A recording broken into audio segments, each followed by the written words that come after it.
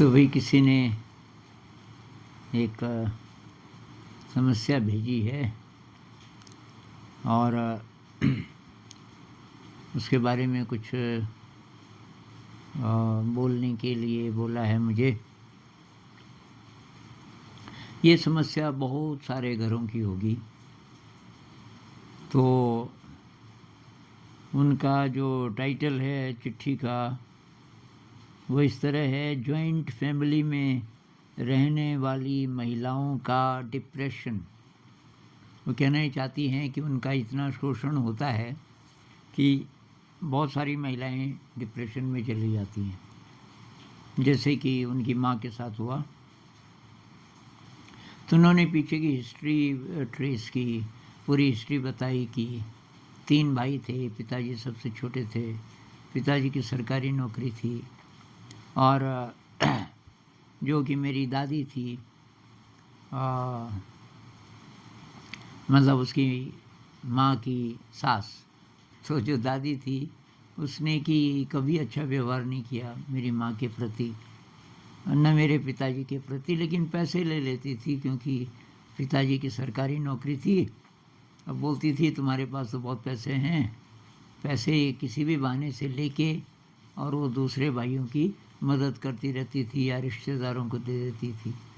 कि मेरी माँ के पास कहीं से अच्छे नए कपड़े आए, अगर कभी कोई त्यौहार है तो कुछ रस्में ऐसी है ना कि वो जो रिश्तेदार लोग हैं वो दे देते हैं नए कपड़े, तो कि वो ले लेती थी कि तेरे को क्या ज़रूरत है। और इतना काम करवाती थी कि मेरी माँ नौकरानी की तरह रही थी हमेशा। तो कि 8 साल हम गांव में रहे और उसके बाद फिर वो हमारी स्कूल जाने की उम्र हो गई, उनके बच्चे हो गए जब, तो कि तब हम पिताजी के साथ रहने लगे कुछ टाइम। तो कि माँ ये सब झेल रही थी, फिर भी शिकायत नहीं कर रही थी। लेकिन उनको पता चला कि पिताजी का किसी से अफेयर भी है। तो वो अफेयर जब माँ को पता चला तो शायद तब तक ख़त्म भी हो गया था, पर अफेयर था, मतलब काफ़ी टाइम तक। इससे कि माँ टूट गई, क्योंकि माँ का एक ही सहारा था। साइकोलॉजिकली वो स्टेबल शायद इसलिए थी कि कोई बात नहीं, मेरे साथ और जो भी हो रहा है कम से कम मेरे पति जी तो मेरे साथ हैं।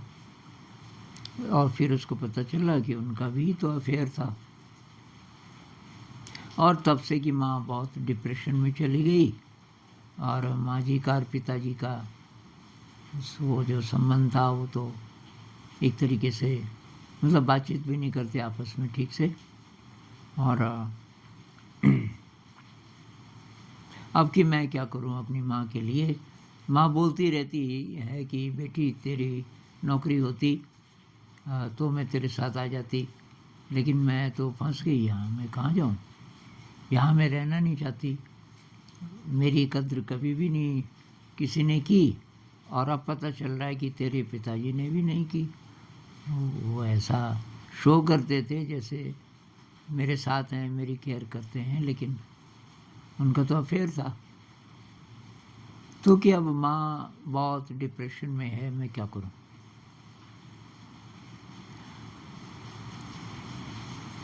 तो भाई ये बहुत सारे घरों की कहानी है। इसमें मेरा व्यू ये है कि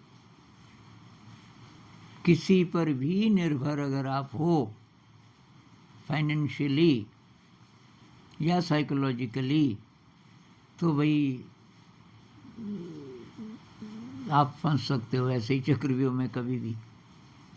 खासकर महिलाओं के लिए मैं बोल रहा हूँ कि पति जी कितने भी अच्छे हों, कितना भी प्यार करते हों, उनकी जॉब बहुत अच्छी है, फैमिली बहुत अच्छी है, लेकिन आपके पास अपना कोई साधन नहीं है अगर, तो भाई कभी भी प्रॉब्लम हो सकती है। अब मान लीजिए पति जी की डेथ हो जाए, बहुत बार होता है, तब आप क्या करोगी। और जो ससुराल वाले हैं वो बोलेंगे अब तू जा, तुझे हम यहाँ नहीं रखेंगे, पति तेरा मर गया। हमारे बेटे को खा गई, बहुत सारे ऐसे भी बोलते हैं। और अगर आप अपनी माँ के पास जाते हो, अगर मायके जाते हो, वो भी नहीं रखना चाहते। तो उसका कारण क्या है? आपके पास अपनी ज़िंदगी को चलाने के लिए कुछ है ही नहीं। तो वे जो हाउस वाइफ्स हैं, थोड़ा थोड़ा सेव करो अपने लिए, कभी भी कुछ आपत्ति आ जाए, आपको ये घर छोड़ना पड़े, पति जी की डेथ हो जाए, पति जी को कोई बीमारी पकड़ जाए असाध्य, कि भाई अब पति जी के सब पैसे तो उसी पे लग रहे हैं, अब आपसे मदद की अपेक्षा होती अगर आपके पास कोई साधन होता। आपके पास कुछ है ही नहीं। तो अब पुराना ज़माना गया। पुराने ज़माने में तो ये था कि औरत का कोई अस्तित्व ही नहीं है। जैसे, क्योंकि मैं तो गांव के बैकग्राउंड का हूँ, तो गांव में अगर तो सास बाई चांस अच्छी है या सास है ही नहीं, कुछ ऐसे घर हैं कि पति के माता पिता हैं ही नहीं, हाँ, तो कुछ कुछ केसेस में वहाँ ज़रा ठीक चलता था। लेकिन बहुत सारे घरों की यही कहानी थी अभी भी, कि जो औरतें हैं जिनको 15 साल हो गए, 20 साल हो गए, शादी किए, बच्चे बड़े बड़े हो गए, उनकी ज़िंदगी अब भी वैसी है। अगर सास है, जॉइंट फैमिली है, तो वो जो आप बोल रहे हो नौकरानी की तरह ट्रीट करते हैं वगैरह वगैरह, उनका कोई स्वतंत्र अस्तित्व ही नहीं है जैसे। तो भाई आर्थिक रूप से थोड़ा सा संपन्न हो जाओ आप, इससे बहुत फ़र्क पड़ता है। मेरे परिवार में पिताजी फौज में थे, और पिताजी की जब डेथ हो गई तो तब मेरे भाई लोग माँ को सपोर्ट करते थे। माँ गांव में थी, लेकिन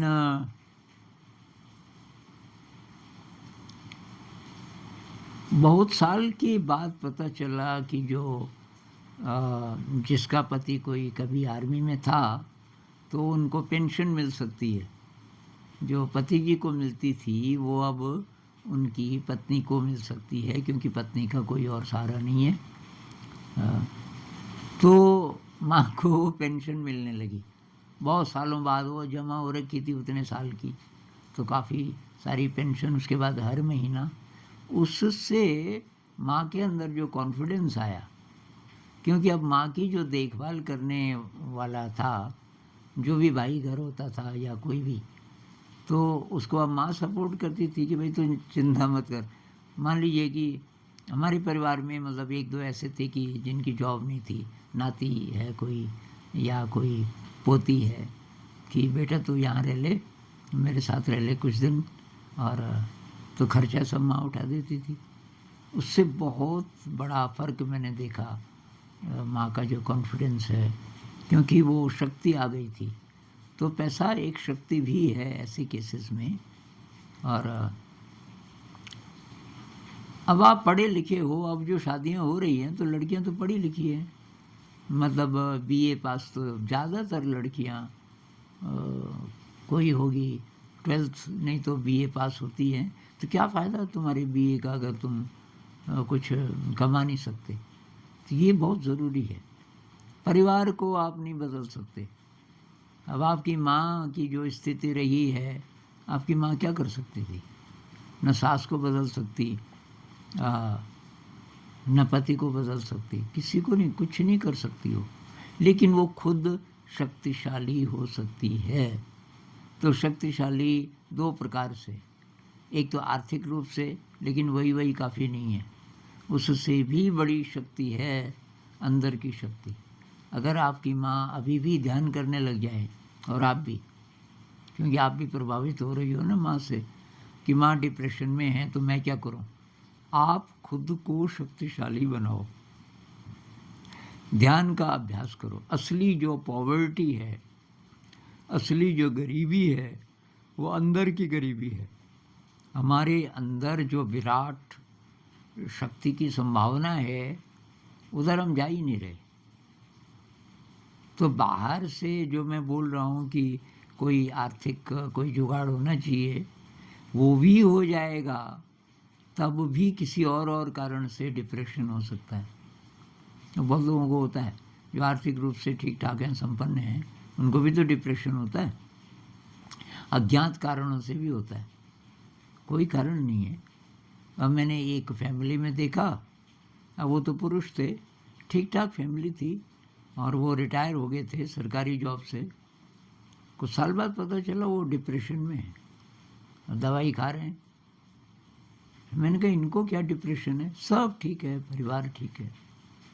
तो अंदर की शक्ति को हम नहीं पहचानेंगे भाई, तो ये कुछ न कुछ कारण से हम लो एनर्जी पे जिएंगे। अब चाहे वो कोई बीमारी हो, डॉक्टर कहे या कोई कहे कि तुम बीमार हो, मतलब डिप्रेशन में हो वगैरह वगैरह, चाहे बीमारी ना पता चले, लेकिन अंदर ही अंदर आप उदास हो, तो भाई ध्यान का अभ्यास करो। आध्यात्म की कमी के कारण ये सब हो रहा है। परिवार को, मैंने एक वीडियो बनाया था बहुत पहले, परिवार को माइंड फील्ड में बदलो। परिवार को संघ में, जैसे बुद्धिस्ट संघ होते हैं ना, कम्युनिटी, माइंडफुल कम्युनिटी बन जाओ, पूरा परिवार। ये है पॉसिबल। कुछ कुछ परिवार ऐसे हो सकते हैं, बहुत कम है, लेकिन हैं जहाँ की सब लोग ध्यान करते हैं, और वहाँ कुछ बात ही कुछ और है। वहाँ ये हो ही नहीं सकता कि कोई किसी को परेशान करने की कोशिश करे या भेदभाव करे, बिल्कुल नहीं। सब एक दूसरे को सपोर्ट करते हैं। तो असली जो ह्यूमन नेचर है वो सपोर्टिव है। तो आपकी दादी अगर आपकी माँ को प्यार नहीं करती थी, कारण ये है कि दादी गरीब थी। दादी के अंदर प्रेम की गरीबी थी, वो अंदर से पावरफुल होती।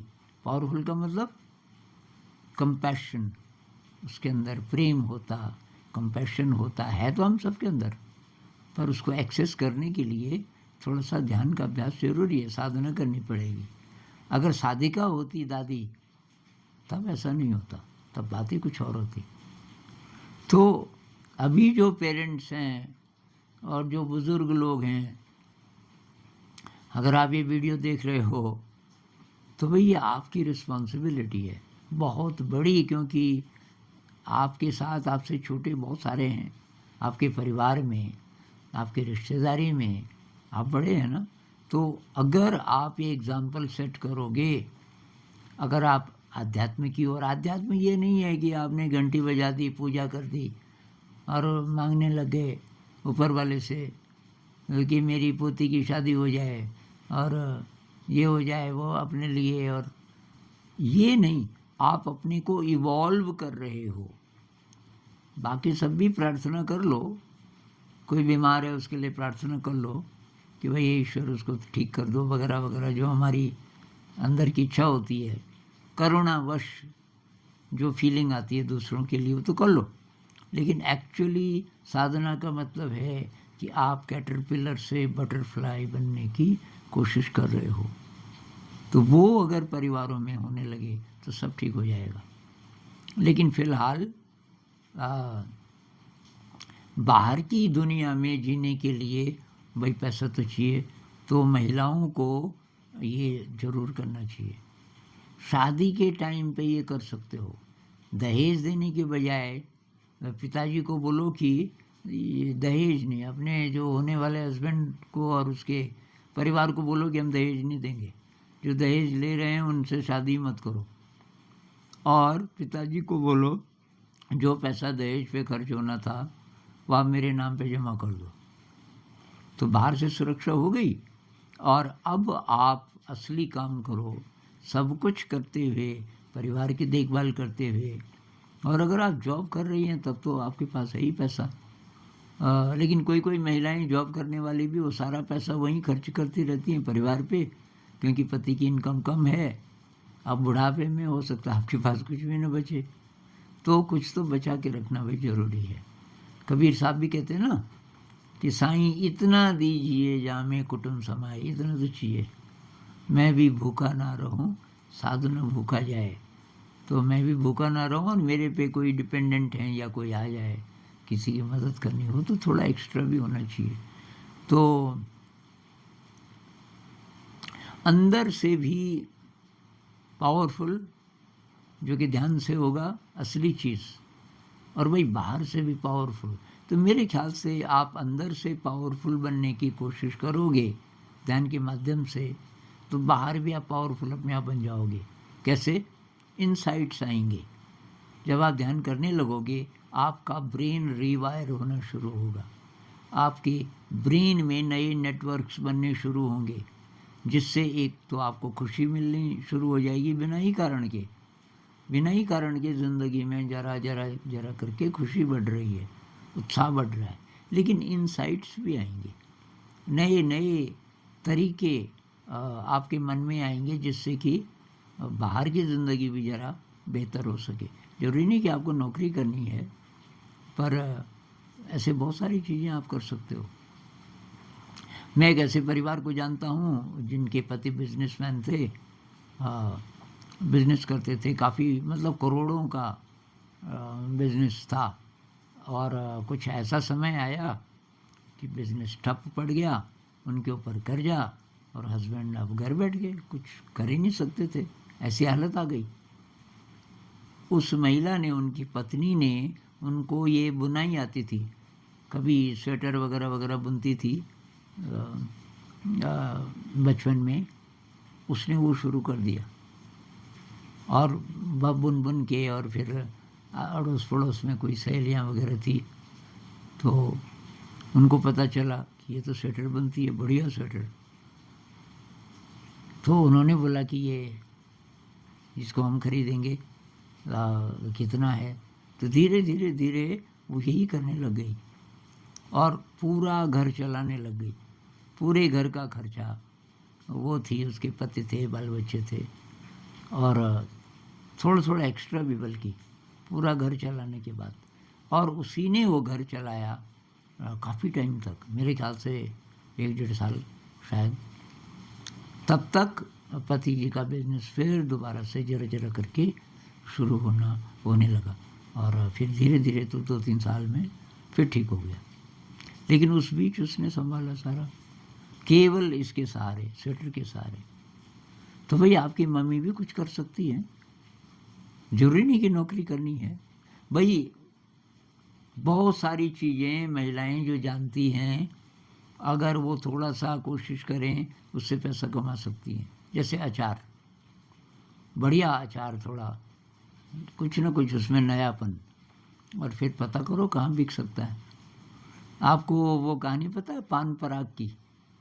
तो ये पान पराग जिस आदमी ने बनाया 90 के दशक में, मतलब आज से करीब 35-40 साल पहले, वो भारत का 9th सबसे ज़्यादा पैसे वाला आदमी था, 9वां। मतलब ये टाटा बिरला बड़े बड़े, ये इनका नाम जरा पहले आता होगा, लेकिन 9th पूरे देश में, कोई बहुत बड़ी बात है। और वो आदमी की बीड़ी बेचता था पहले, साइकिल पे बड़े बड़े थैलों में बीड़ी रख के, और वो बेचता था। और उसकी पत्नी खाने के बाद एक प्रकार का मसाला बनाती थी, सुपारी को बारीक बारीक काट के, और उसमें कुछ कुछ मिला करके। और वहाँ जो भी रिश्तेदार लोग आते थे, वो जो मसाला है खाने के बाद जो बनाती थी, वो बोलती थी, सब बोलते थे भाई ऐसा मसाला हमने आज तक खाया नहीं। फिर किसी ने आइडिया दिया कि बहन जी आप इसको तो बेच भी सकती हैं, आपके पति बीड़ी लेके जाते हैं, उसके साथ ही ये भी लेके जाएं। तो अब ये सीधे साधे लोग इन्होंने कहा कि रखेंगे किस पे? अरे कि डब्बियाँ, कि कहाँ से मिलेंगी? अरे डब्बियाँ तो कि मिल जाती हैं। तो किसी ने उनकी मदद की, उनको डब्बियाँ ला के दे दी, 100-150 डब्बियाँ ये भर भर के की, और उसकी थोड़ा कीमत कैलकुलेट की ताकि कुछ फ़ायदा भी हो। अब वो बीड़ी के साथ ये भी रखने लगा, उसका नाम रख दिया पान पराग। और वो इतना बिकने लगा, उसकी इतनी डिमांड की शायद 1-1.5 साल में और वहाँ 8-10 लोगों की उनको ज़रूरत पड़ी, फिर 2 कमरे का कहीं दूसरी जगह, मतलब जगह भी लेनी पड़ी किराए पे, और बस तब उसने बीड़ी बड़ी बंद करके यही काम शुरू कर दिया। बाद में किसी ने बोला तो वो इसका विज्ञापन दो आप टीवी में और पिक्चर हॉल्स में, पान पराग, पान मसाला, उस ज़माने में बहुत विज्ञापन होता था इसका। और तो विज्ञापन पे उसने कहा वो तो बहुत पैसा खर्च होगा। अरे कि जितना खर्च होगा उससे ज़्यादा तेरा फ़ायदा होगा, और बस विज्ञापन देने से पहले ही सोच ले बहुत बड़े स्केल पे अब आपको बनाना पड़ेगा। तो बहुत तरीके हैं, आपकी अपनी इनकम होनी बहुत ज़रूरी है। अब मम्मी की ज़िंदगी से आपको ये सीख लेनी चाहिए कि आपकी अब शादी होगी तो भाई अपने लिए कुछ कुछ बचा के रखो बुढ़ापे के लिए, और ध्यान का अभ्यास करो अभी से। असली शक्ति तो ध्यान की है। अंत समय में बाहर की सिक्योरिटी कोई काम नहीं आएगी, लेकिन जब तक हम जिंदा हैं बाहर की भी सिक्योरिटी चाहिए, पैसा भी चाहिए, और उसके तरीके हैं, ढूंढो। और माँ को बोलो कि अब वो पति ने अब धोखा दे दिया आपको, तो वही है क्या ज़िंदगी? मेरा असली तो परमात्मा है। परमात्मा को आप नहीं मानते तो हमारे अंदर की शक्ति का स्रोत है असली, और हमारे अंदर शक्ति है, इसका क्या प्रमाण है? आप ध्यान करोगे तो पता चल जाएगा। ध्यान का अभ्यास करो और आपको महसूस होगा कि आप इंडिपेंडेंट हो, ऑटोनोमस हो, psychologically independent from the world. किसी की ज़रूरत नहीं है साइकोलॉजिकली। मुझे, मेरा मन खुश है, मन की खुशी के लिए मुझे किसी की ज़रूरत नहीं है, पर शरीर के लिए चाहिए, खाना चाहिए, कपड़ा चाहिए, उसके लिए थोड़ा पैसा चाहिए, उसका भी जुगाड़ करो, सब ठीक हो जाएगा। नमस्कार।